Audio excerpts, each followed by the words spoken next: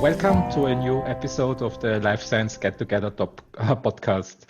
Today we are talking about one of my favorite topics right now. It's the pandemic. SARS-CoV2 has conquered the world.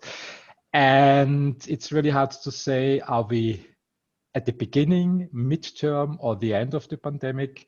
When we look at it like a soccer game, it's difficult to say if is it halftime? Is it the beginning of the game?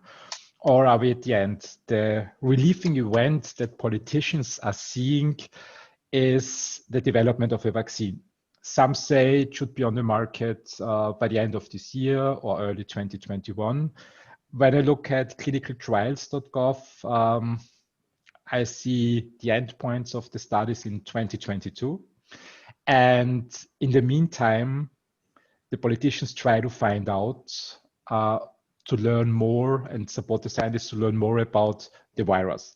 And one part that popped up very often in the news is the diagnostics of the virus.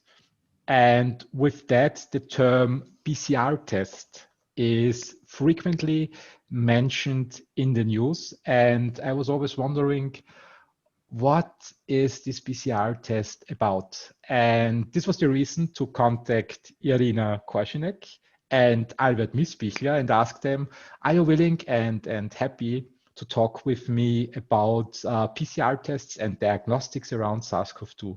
Irina and Albert, welcome to the show. Thank you. Thank you for the introduction. Thank you very much. Irina, give us a little bit about your background. What is your daily business?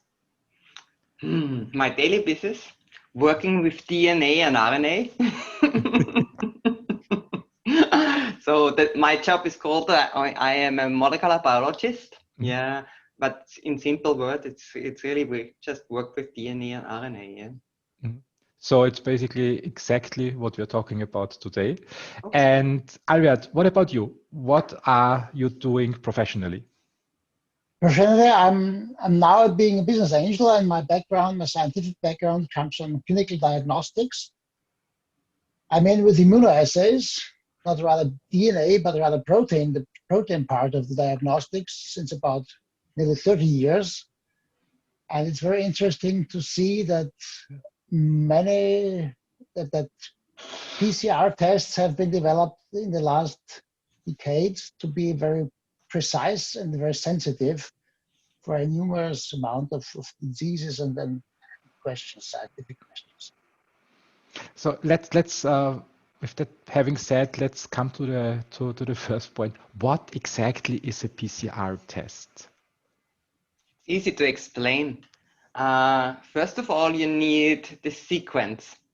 Yeah, that's very, very important, especially when you think about coronavirus 2 now.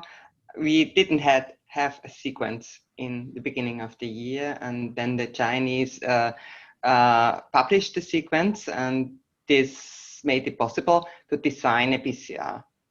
So you need the region. You have you have the whole virus genome, for example, and you choose a region.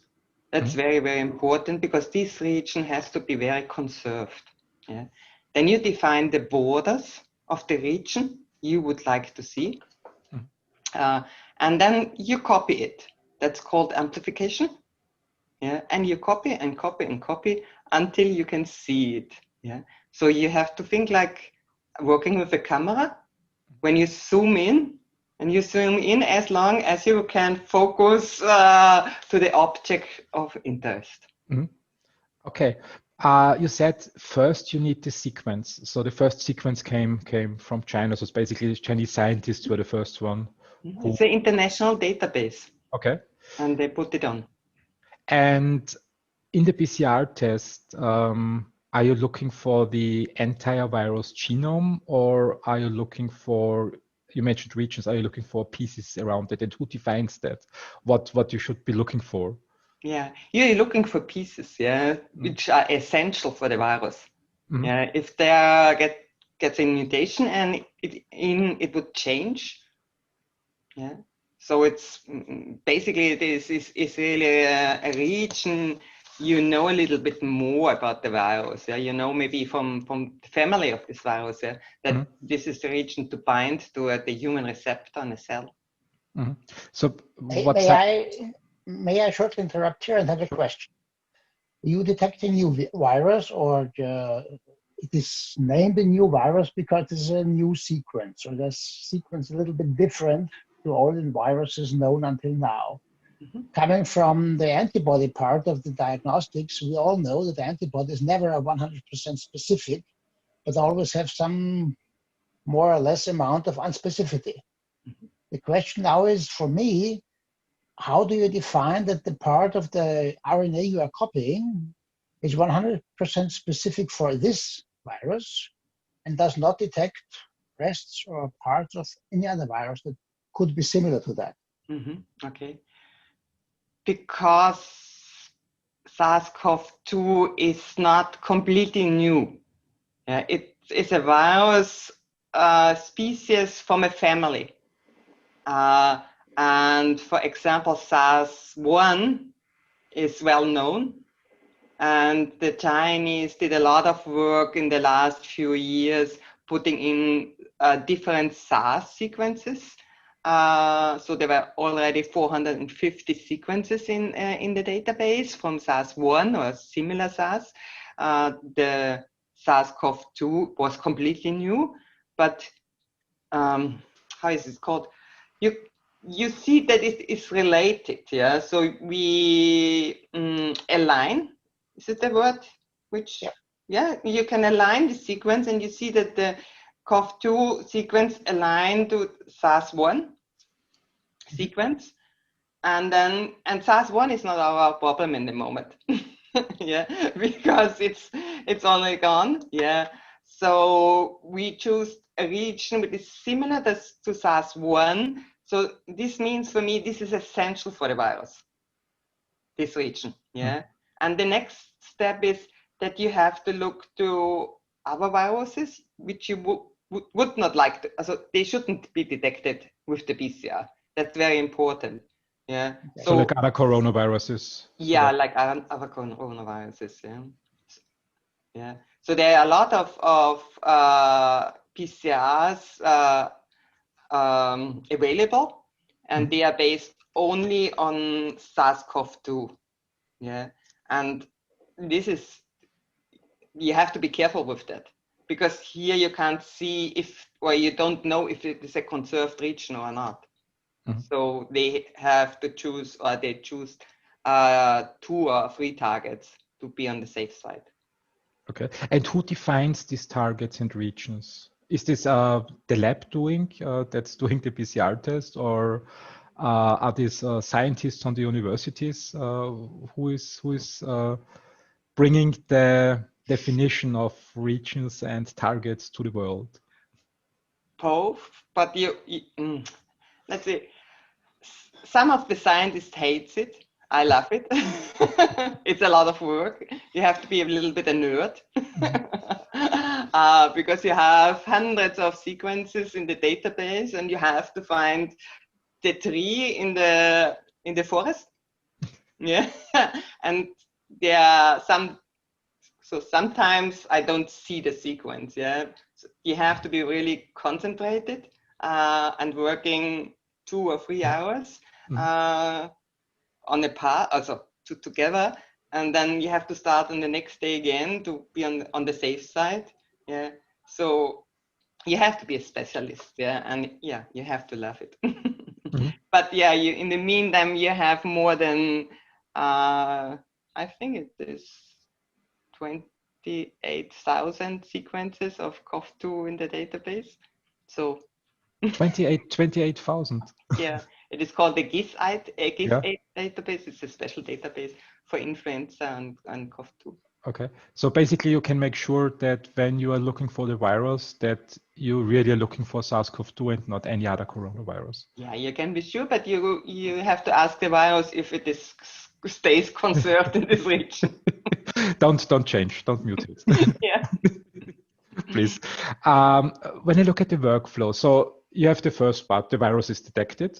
I think this is the basis that we can start PCR testing, so we must know the virus. Mm-hmm. And the second thing is we must know the regions that we're looking for and make sure that we don't mix it up with other viruses, so it would not make any sense. Yes. What comes after the workflow? Then you said you start looking for the needle in the haystack. So basically you are searching for the virus. How does that work?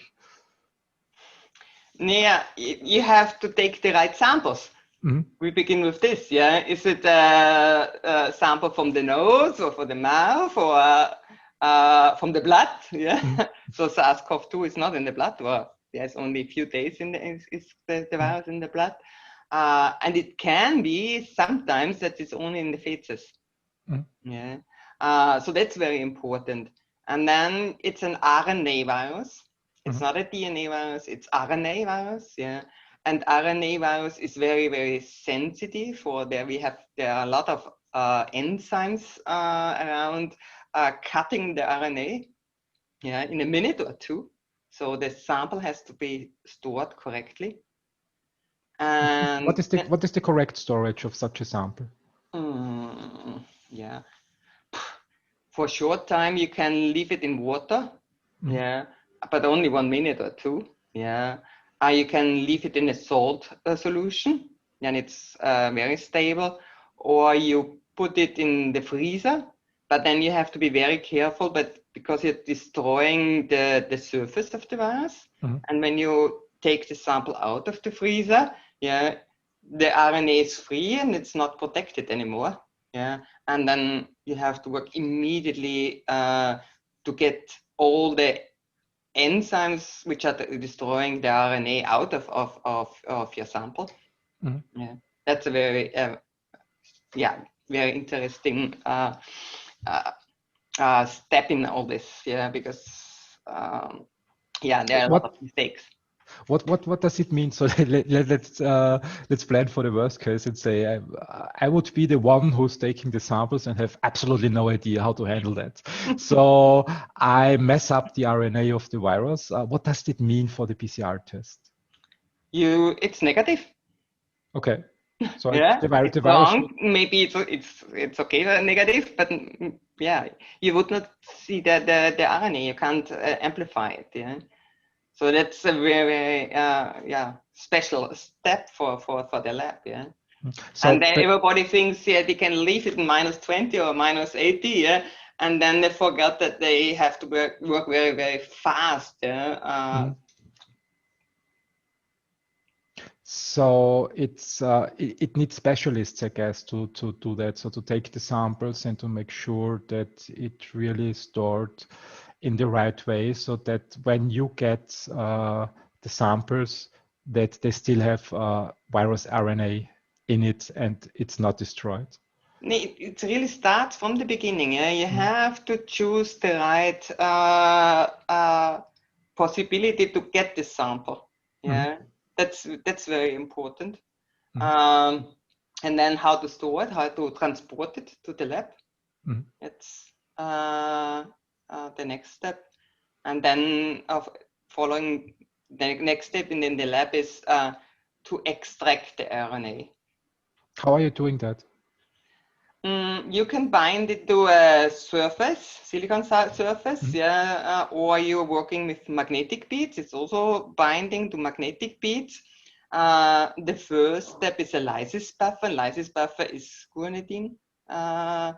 And when you put in the guanidine buffer, then it's completely stable. Yeah. Then you bind it, then you wash it. You wash away all the enzymes and salt what is in your sample.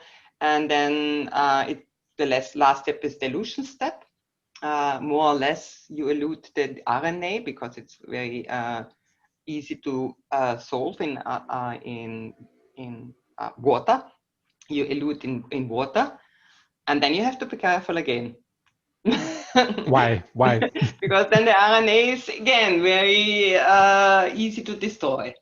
Okay. Because if you don't have the right water or you're not careful in contamination, you get in RNAs, the enzymes cutting the RNA again, because we have it in our sputum. a lot of Okay. enzyme, yeah, for destroying the RNA. Yeah, you have to store it immediately in -20, or you have to do the PCR. And as I say, don't touch it. So Don't basically, touch it. don't touch it. And then the action begins. Yeah, Albert? So coming back to the first step, getting the sample, which we call sample preparation, there are now there's two possibilities. You take these sticks, these pads, and then put some thing of the sputum and out of the nose and put it into some solution, which is normally a salt solution. Or you have the goggling test, which is much easier and more convenient for the people. Are there any experiences on problems with getting the samples and transporting the samples? Yeah, goggling is something what when you think about small children, yeah, some of them they can't goggle. Okay. Really? They are not used to it, yeah. So yeah, it was for me was also strange. Is there somebody who can't do it? But yeah, small children sometimes can't do it. Yeah. When we stay at the sampling step, I mean, first when I read about the PCR test, I thought the throat or nose smoke is something from here, not really up. Why is it important to go really the whole way? So to give the patient or the person the whole experience of a nose smoke from the back. Why is that so important? It is not. No, it's depending how sensitive you want to work. So if you really want to see 1 or 10 copies of the virus, yeah, then yeah, you have to find them. Yeah, but these are, let's say, normally when you are sick or you are contaminated with the virus, so you have thousands, millions of copies. Yeah, and then you are so-called spreader. Yeah, and there is also a diagnostic dark spot. Yeah, when the cells, you get the virus, or you're getting infected from the virus, then the virus is looking for the cells, and they go into the cell, and then they are in the cells. Yeah, and they maybe are 1 day or 2 days in the cells, and then they go out of the cells. Yeah, and this is the time when you can detect it. Yeah, and then you have, at this stage, you have more than 500,000 copies already. Yeah. So it's also depending on your application, what you want to find. Is it if somebody is infected and is already a spreader, or so she or he can infect other people, or you want to detect for a theater or a sport event, yeah, for the next 2 hours. If you only want to see can all the people get in, because there shouldn't be any spreader in the theater, then you don't need a high sensitive test. Yeah, but if you want to test when somebody wants to get for vacation and they go to another country, yeah, you needed the tests more sensitive. Because you don't know what is going on. Yeah, but a lot of people, they had the COVID-19 already. They have very low copy numbers for weeks or even months, and this is very important information for the report or the lab report. Yeah, because this guy is not infected anymore. Yeah. Okay. When we look at the workflow and we start with the no swab, how much time does it take until you start with the PCR testing? Do we talk 20 about to 30 minutes, half an hour? Okay, so from the swab to the testing, it's half an hour basically. The work is also putting all the important things into the computer. Yeah, this is a lot of work. Yeah? And when you start looking for the sequences of the virus, so this is then basically the action that's happening in the PCR test, that you compare the samples that you get and you make copies and you compare it to your library and say, okay, do I find something that's similar? So, but basically you're not looking for the entire virus, for the entire genome. So you're looking only for a little bit apart. Can the PCR test then distinguish between pieces of the virus, or if there's really the entire virus in that? If you have pieces of it, it gets very fast destroyed. Mm-hmm. Yeah. Also there is it is impossible to detect pieces because it is only for a minute in the body or in the sputum. Okay. So what does a positive or a negative result really say when the PCR test is finished? So it's binary, I guess. So it's either you find the virus or you don't. Yeah. So if you find it, it doesn't mean that you're getting sick, no? But you have it. Yeah. But let's say when you find only 10 or 20 or 100 copies, yeah. So the virus is there, yeah. But you have an immune system. We all have an immune system. Yeah, we don't know what the immune system is doing. Yeah, so if the immune systems recognize it as a killer virus, yeah, it starts to fight. Yeah, and sometimes the immune system is the winner, and sometimes the virus is the winner.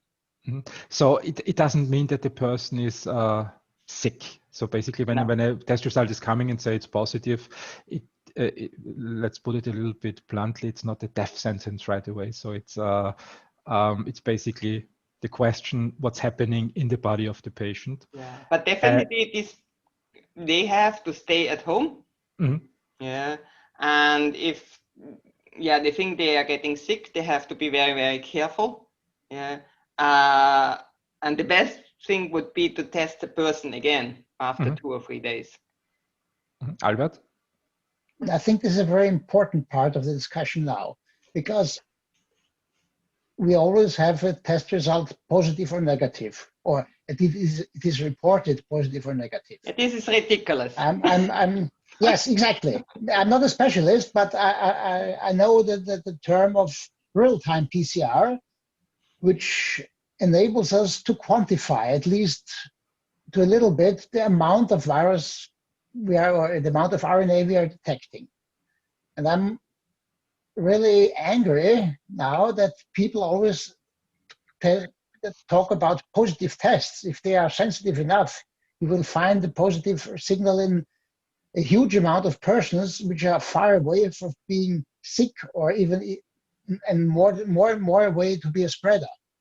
And I think it should be focused, and it should be spread into the public and to the public persons who are responsible for our political discussions, that there should be a difference between virus particles are detected and a useful or a dangerous amount of virus particles are detected. How can you distinguish that in a PCR test? So if it's just virus detected, or if it's dangerous, what's the values that you are trying to find or looking at? Can I explain it with a sample? Sure. Sure. Yeah. So if you think about a factory with 2,000 people, yeah, and make a virus test with these people, and you find one positive with 50 or 100 copies in the PCR, then you should send this person home, but you have to do nothing in addition, because he or she is not infectious. Yeah. If you get results with 1,000 or 1 million, let's say 1,000, you have to be careful with the group of people which were together with this person. Yeah, like the room or the restaurant or in a seminar room, yeah, you have to find out who was together with this person, and they should go home immediately and stay at home. And then you have maybe results with 1 million of copies or even more. Yeah. Then, yeah, you have to stop everything, and you have to be really, really careful. Yeah. You have to send everybody at home. You have to clean everything. Yeah. Okay. You have to, yeah, you have to lock down, to shut down your whole factory. Mm-hmm. And that's very, very important to know. But Like the school, problem, also the school is the same. the problem is, as far as I get the news, the number of copies never is reported. Yes. It's like for 20, 25 years we had this, yeah. We put the things on a nitrocellulose or something, or endpoints, yeah. We could say positive or negative, yeah. But we have a real-time instrument now. It's very expensive instrument, yeah, to get the copies out, yeah. And we should use it.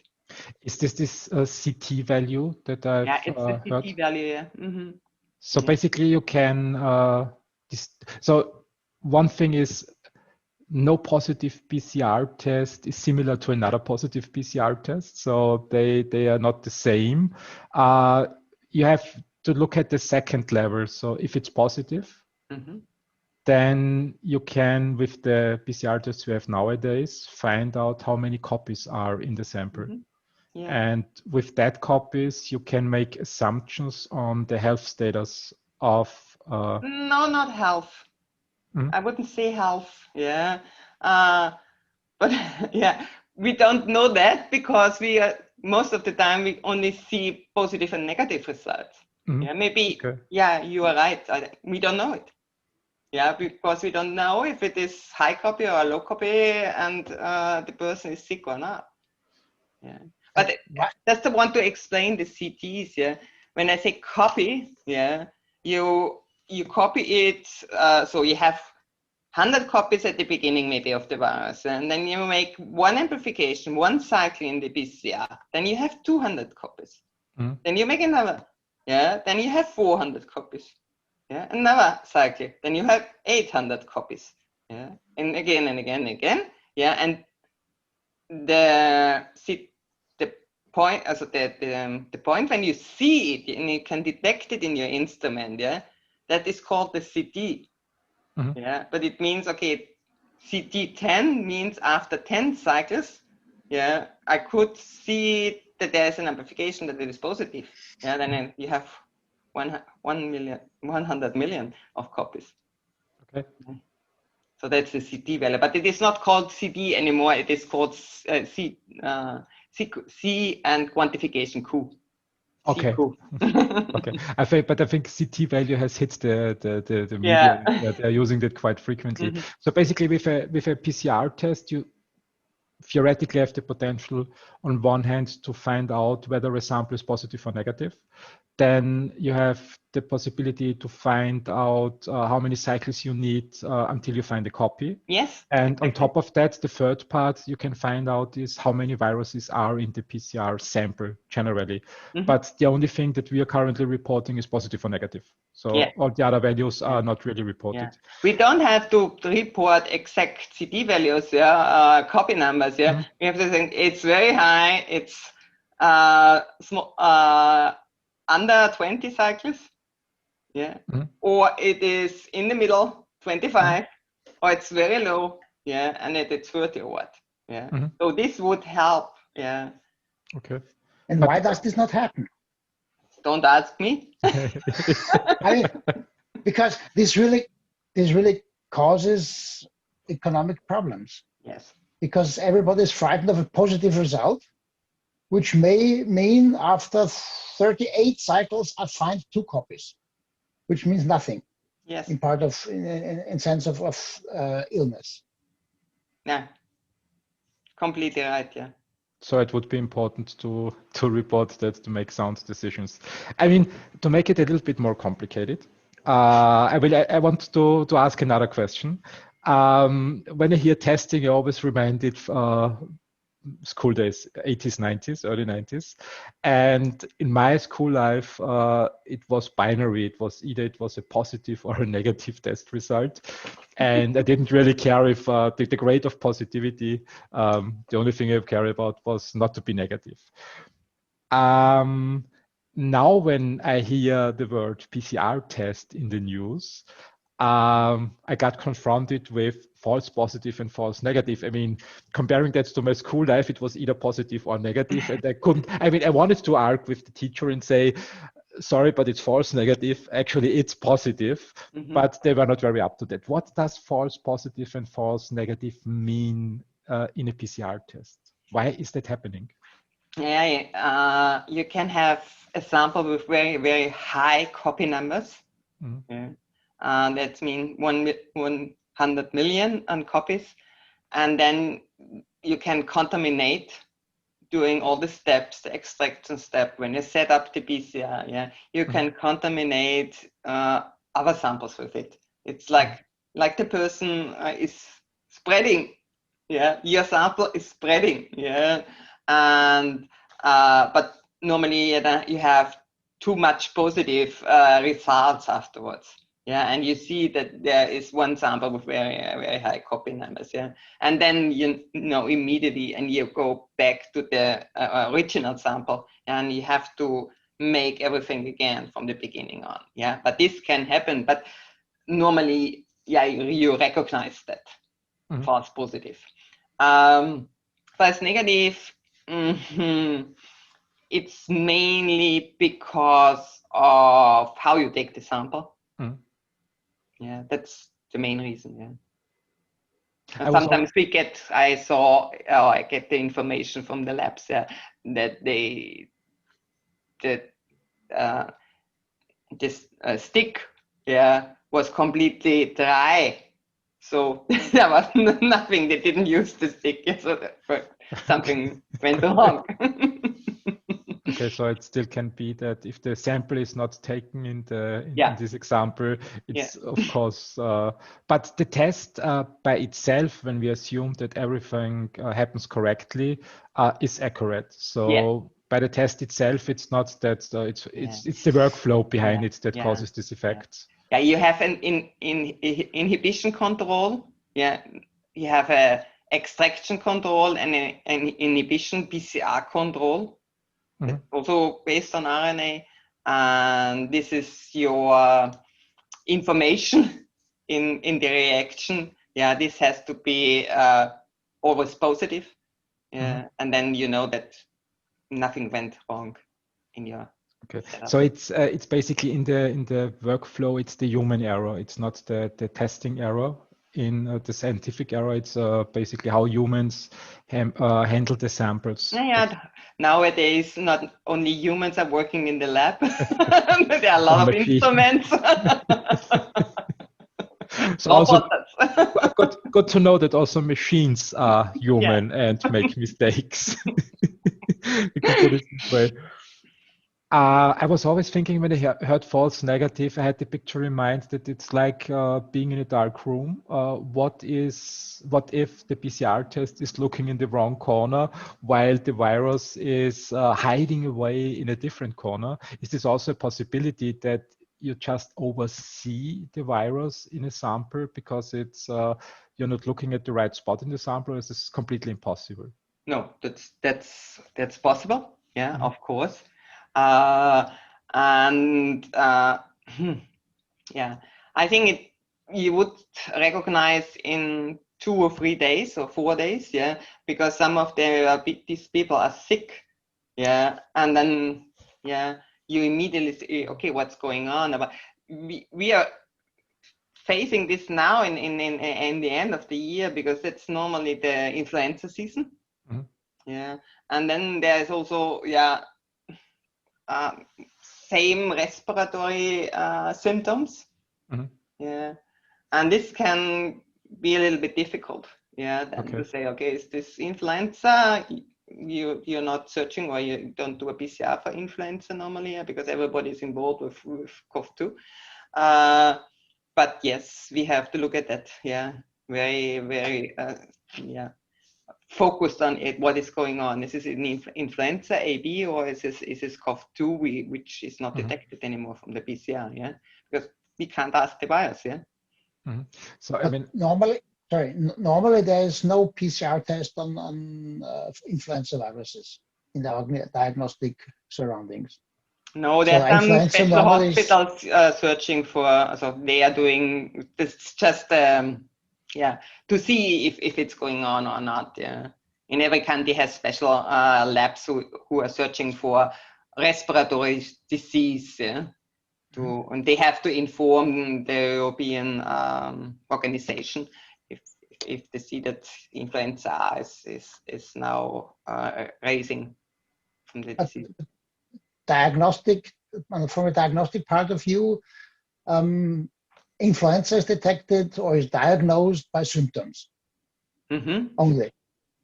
No. There are tests, also PCR tests, yeah, but it is simply think of money and time, yeah. If the PCR is done for influenza A and B, but I'm sure we will do PCRs in the end of the year also for influenza A and B to be on the safe side. Just to distinguish between influenza and SARS-CoV-2. And CoV2, yeah. I hope so. I read on the internet that Switzerland seems to go in a different direction. It was, I think, 2 days ago when I read on one website that the country doesn't want to distinguish between influenza and SARS-CoV-2 anymore. And it sounded to me like Switzerland is just going to sum everything up under SARS-CoV-2, which is quite interesting because from what I got from the talk is that a positive PCR test, when it measures all values, it still doesn't feel to me like being a real substitute to a diagnosis by a physician. So it's still recommendable that a person with a positive PCR test and all the information he got, that he consults a doctor. Or do you see the PCR test really as a substitute in the diagnostics so that we don't need the physician's opinion anymore?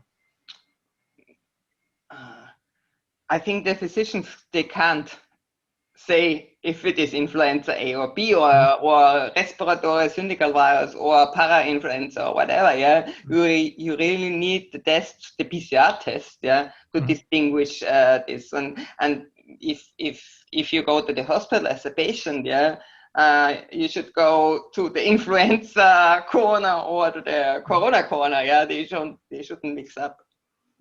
I completely agree to that. So this is one thing to detect the virus. So which virus is it? Because it makes a difference then in the therapy. So if it's influenza, there is another therapy. Does it really make a difference in therapy? I don't know. I thought. I'm not quite sure because as far as I know, there is no specific therapy for influenza A or B. And so we don't have any specific therapy now for SARS-CoV-2. So what all we are therapying is trying to get to keep the lung in sort of normal function and to reduce the process of infection. So from a therapeutic point of view, I think we are far away from being able to have specific therapies for different virus infections. But we can't take the doctor out of the game, I guess. So it still needs the doctor to recommend the right way of treatment, either if the person is healthy and can go home and do nothing, or if the person needs to be quarantined, if the person needs to be in a hospital, hospitalized, or needs to be in an ICU. I think the doctor cannot be completely taken out, which sometimes I get the feeling when I look at the news that this is what we try to do. No, because the PCR is a help for the doctor, and they need it for making their decision. Yeah, but it's only one part of it. Yeah. Yes, because the PCR number does not say anything about the health status of the person. It just gives you an indication of number of copies of virus you have with yourself. It doesn't say anything about the status of your immune system, whether it can cope with this infection or not. Because many people obviously have a very good immune system, carrying the virus and not being ill. Others have low copies of viruses with a weak immune system, whatever, and they're really getting sick. And this never can replace. So therefore, this PCR test or every diagnostic test, which reports a number of whatever, can replace the diagnosis of a medical doctor. No, and of course, the treatment in the hospital is not always the same when it is COV2 positive, the person, yeah? So the doctor say this kind of treatment and this kind of treatment this person needs, yeah? So it's not so simple. Yeah. So there's another point that I found really interesting in the last weeks. It's the type of persons who need to get, let's call it, nose swabbed. Usually in the past, when I felt sick, I called the doctor and he recommended something. Mostly it was stay in bed and stay home. You're young, you will survive. Influenza, stuff like that. So we all know that men suffer terribly from some viruses. So we all know the man flu, all men. And then I heard that healthy people need to get nose swabbed to detect the virus because they can be contagious. And on the other hand, I read, especially on Facebook from friends, that they were home with really severe symptoms. And they called this 1450, I think is the number. And I expected that when I call the number and have symptoms, that within half an hour, the virus busters fly in and make sure that the person is tested, because for this person it really makes a difference whether the virus is detected or not, and because it's an important information for a doctor. And then I heard from these people that sometimes it took up to 10 days that somebody came by, and I thought, yeah, well, I mean, if it's 10 days, then everything is over anyways. Why does it take so long? Where is the limitation in the PCR test on the time-wise? Because when it really takes 10 days for every person to get the results when they are sick. You don't need it anymore. Yeah. After 10 days. But it's the cheap system. You wait for 10 days and then... But why does it take so long that people need to wait 10 days from, I mean, first that the people come, and on the other hand, then also that they get the test results in their hand? To be honest, we were not prepared, and we are not prepared yet now. Yeah, okay. We need more people out, taking the samples. Also, the IT system was not up to date, and now we are focusing we are getting another problem is that the world is running out of simple sticks or plastic tubes. Really? Yes. I wouldn't mind. So I mean, the idea of getting a nose swab is not very appealing to me. No. But why is still? I mean, we are now 8 months in the pandemic, and I think we have diagnostics experts who are doing research. Are there other options on the market or coming to the market than a PCR test to diagnose or to find the virus? Or is it the only gold standard of diagnostics that we have that will stick around for the next couple of years? What's your opinion? We have the antigen test. They say they are sensitive. Yeah, I think it's not. They are not so sensitive. Yeah, but it's very fast, easy method. It is cheap.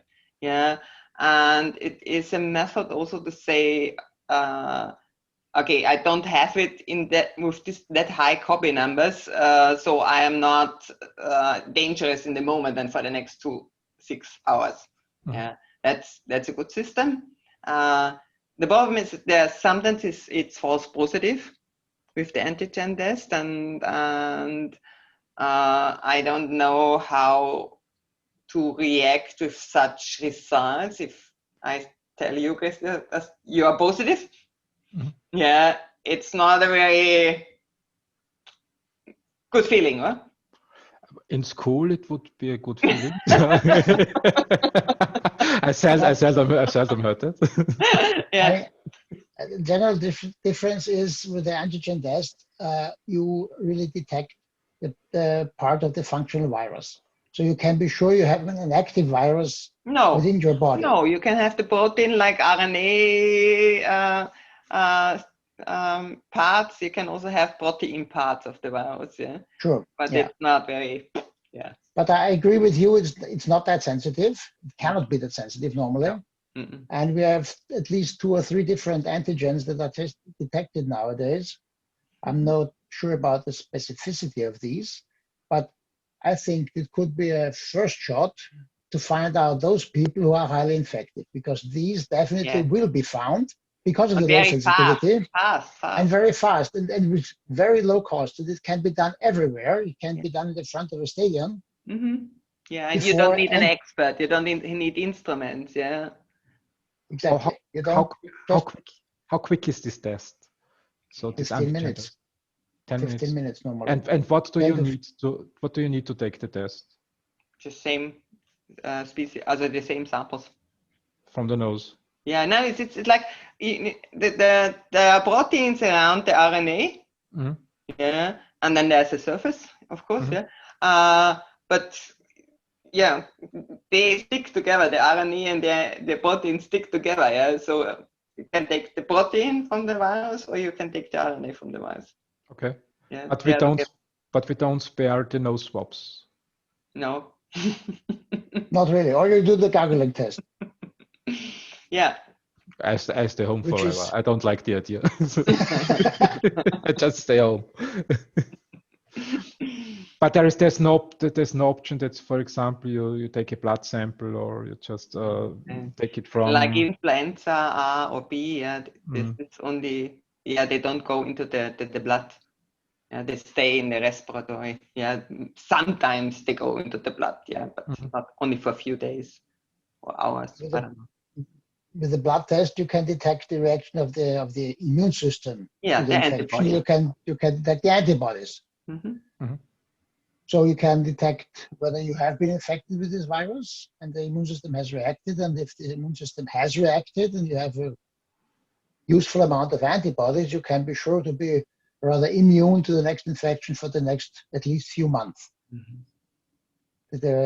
It is not known how long an immunization lasts. Yeah, there's a window for the antibodies to detect, yeah, because the B cells producing the antibodies, they are only there if they are needed. Yeah. Sure. And then they go back in their holes and waiting for the next infection, and they getting activated again. Yeah. Therefore, you don't find antibodies after a few months in the blood anymore. So basically, with the current tests that we have on the market, it means for detecting immediate infections, we rely on PCR tests or antigen tests, which basically is the same method of extracting the virus. It doesn't make a difference. The only thing is the time. So it's quicker. The second test is quicker than the first one because of the workflow. It's easier to do and cheaper. Much cheaper. Much cheaper, yeah. And taking any blood samples with this coronavirus doesn't make any sense because it's just for the aftermath. So you can say, okay, I mean, there was an immune reaction and the patient is healthy, but it doesn't help to find these asymptomatic patients that the governments are fearing right now, that there are people without symptoms who are spreading the virus because they don't stay home. I was hoping that anything was coming to the market. Like, I mean, I like Apple. I like Apple Watches, so they can do a lot of things. Are you aware of any digital detection system so that we can look at blood pressure or pulse frequencies? No, that's a good thing. Yeah, they're very cheap. They measure the oxygen in the blood. You know what I mean? This is, I say always crocodile. Yeah. And they are cheap. You can buy it, with 20, maybe 30 euro. Yeah. And I have one at home because you see immediately that in a lot of cases with SARS-CoV2 that the oxygen in the blood goes down. Yeah. And this is not seen with influenza A or B. Okay. So that's really a good test for yourself, yeah. It's not 100%. It's 100% reliable, yeah. But if you have low oxygen, yeah, then your alarms should go on. Yeah. Albert, are you aware?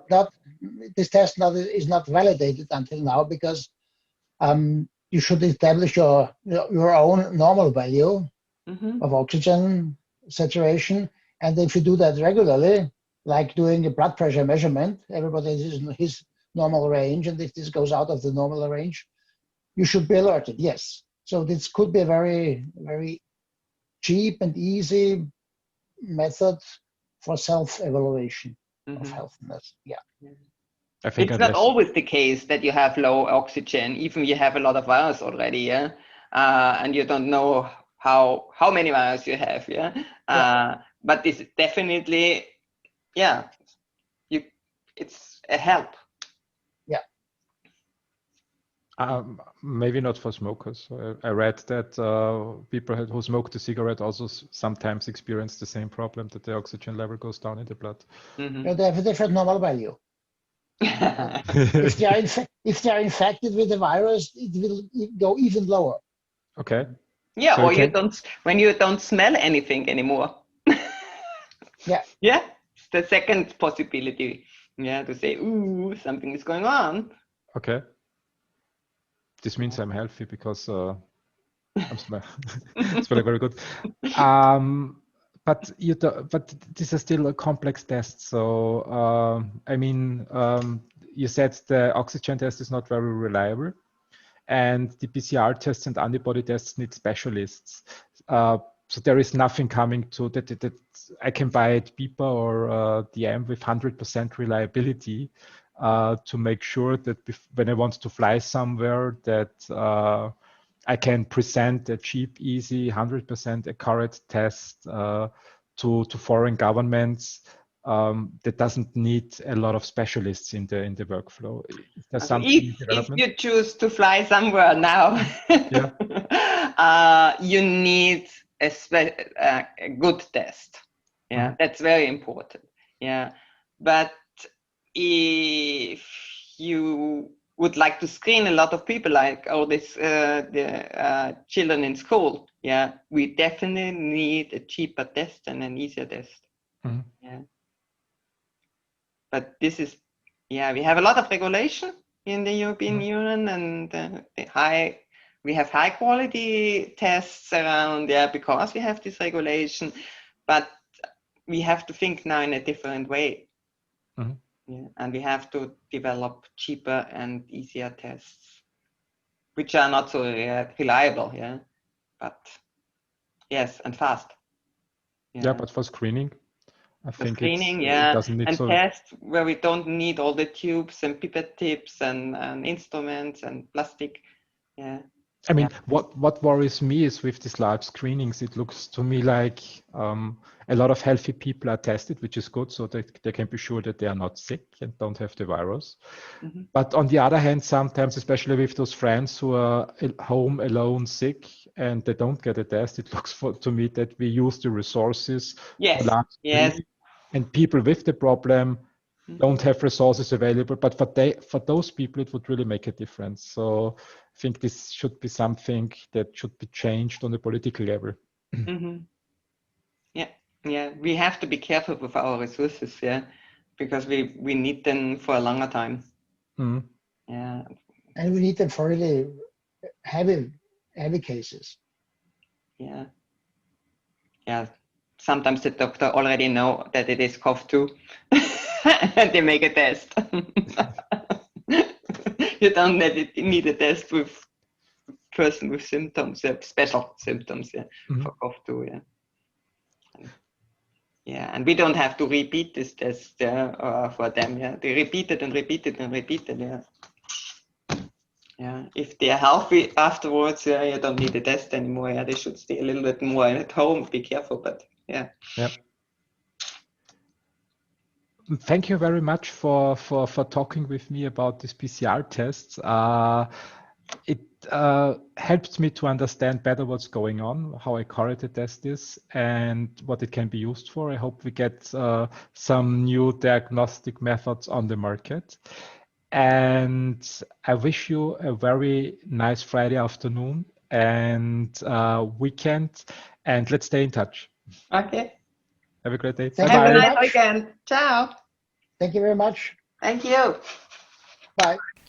Thanks for listening. Please share the podcast and make sure you've subscribed. Have a great day.